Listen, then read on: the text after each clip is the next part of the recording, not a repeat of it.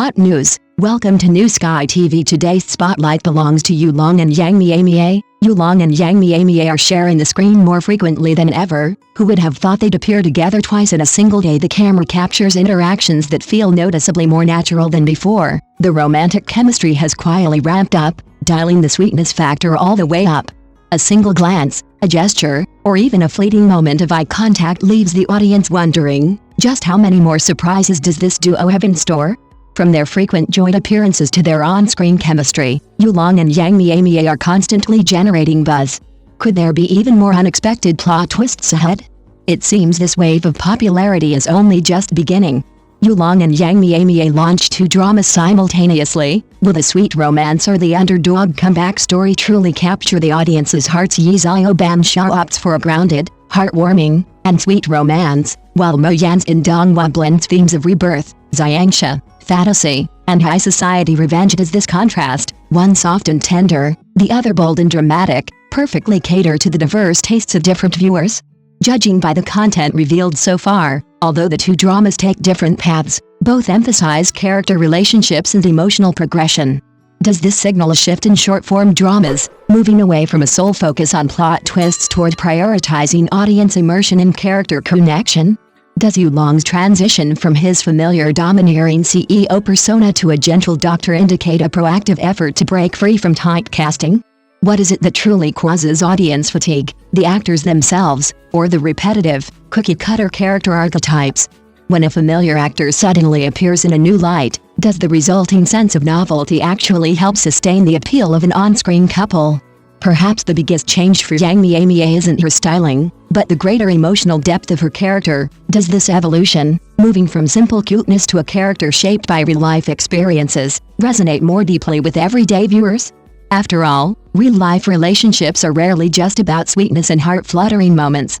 Is a character who has weathered disappointment, made tough choices, and grown, only to find love again, more memorable to the audience than one who simply delivers sweet moments? The unique charm of Yi Xiao Ban Xia may lie in its decision not to heap all the dramatic conflict onto the lead couple, but to incorporate family dynamics and the details of everyday life. Does this infuse the short drama with a long-lost sense of human warmth? The storyline involving the parents, Dad C and Mom C, might seem like a mere subplot, yet it effectively paces the narrative and adds emotional warmth. Does this suggest that the true sophistication of a short drama lies not in plot complexity, but in whether the details feel authentic and believable?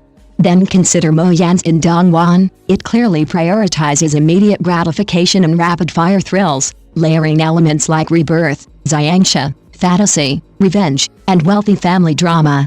Does this high-density genre fusion align perfectly with the fast-paced viewing habits of the short video era?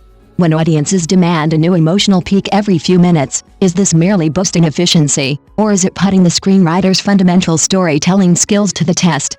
Comparing these 2 works reveals a noteworthy trend. The short drama market is moving beyond the simplistic logic that attractive leads guarantee success. Does sustained popularity require a perfect blend of acting, plot, production design, costumes, makeup, and sets, and emotional resonance? This is especially true for period dramas. If the production design stands up to close scrutiny, prompting viewers to pause and discuss the details, does it signal a shift from dramas that are merely swiped past to those that truly capture attention and linger? Yet, a deeper question remains: how long can the real-life couple appeal actually last? If viewers tune in solely for the sweet chemistry between the leads, will they stay once that sweetness fades? In my view, a pairing's longevity depends not on endlessly repeating the same dynamic, but on showcasing fresh character relationships and new chemistry in every collaboration. This is precisely what makes the future trajectory of Long and Yang Mie-Mie so intriguing.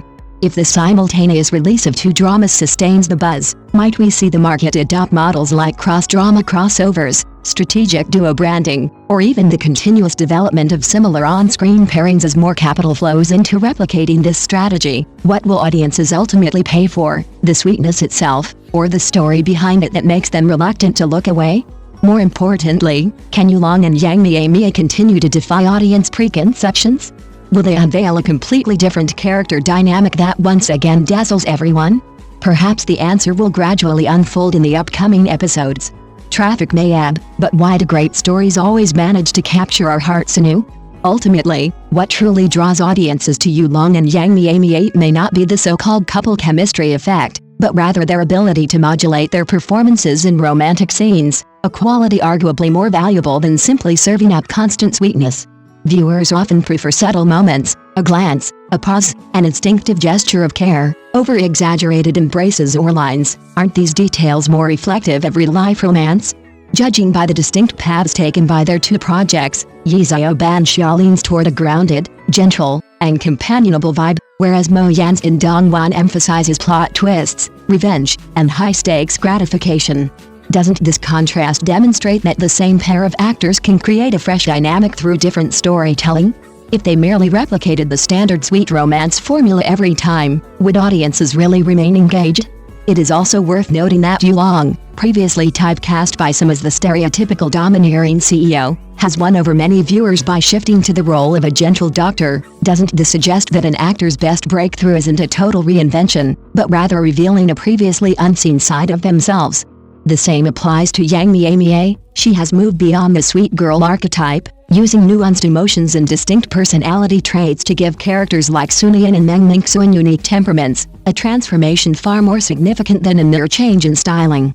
Looking at the evolution of the short-form drama market, audiences are becoming increasingly discerning. The old formula, relying on a CEO trope, a misunderstanding, and a few sweet moments to hook viewers, is surely becoming less effective in the long run. Will the enduring hits of the future prioritize character growth, emotional depth, and cohesive storytelling over fleeting, high-impact clips? To me, the question of how long their fame will last matters less than whether they can continue to spark new anticipation among their audience.